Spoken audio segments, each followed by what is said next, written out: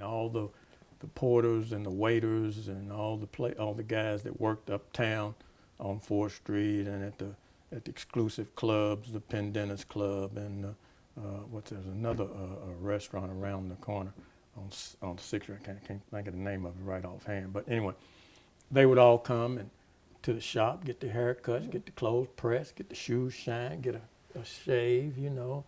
So all of this was in your father's shop. They could get their hair cut, they could get a shave. That's right. They could get their clothes pressed and altered. Get a shoe shine and get a shave, and I'd get the brush hanging off the coat rack, and they'd get up out of the chair and I'd brush them down, you know.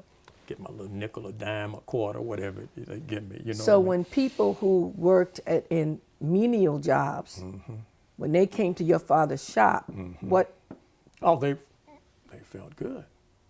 You made them feel good. There was always a saying in my dad's shop: if we please you, tell others. If we don't, tell us.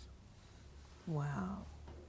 Now tell me this, Ed, we always hear this thing about black barbershops, that they are like the center of political talk. Tell me the kind of things that you heard when you were a boy in that shop listening to these grown-ups talk. Well, I don't know if I can tell everything.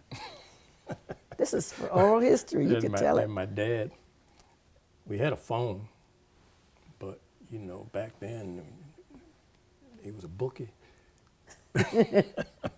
And I would hear him making those bets, you know, and on the phone. And I always loved getting up on the counter behind where the shop was right there, and always looked at his hands when he would write stuff. Something was just amazing to me about the way he wrote down things, you know, and I'd just stand there and just look at his hands. And, then you had the politicians come by, you know, you had the insurance people that worked up in the Mammoth building, and, you know, I'm not sure I really understood what was really going on, but you know, I'm hearing stuff, you know, but I didn't pay much attention to it. You know. But this is post-World War II, so it's good times. Oh, it's a good time, yeah, it's good times, good time. I always remember my dad would take me up to the Mammoth building. I don't know if there's a picture in the book, but I'm sitting behind a desk.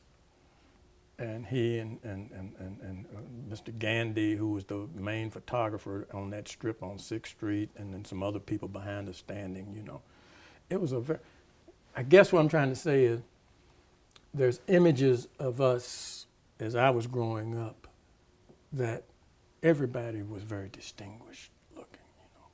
People wore suits. My dad wore a tie at work every day, a tie. And he put his smock on, but he still had his suit, his vest and tie on every day, you know, working on the pressing machine or sewing something, you know.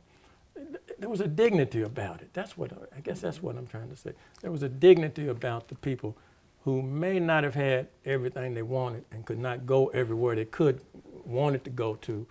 But in that case, in that time and space, they were allowed to be themselves.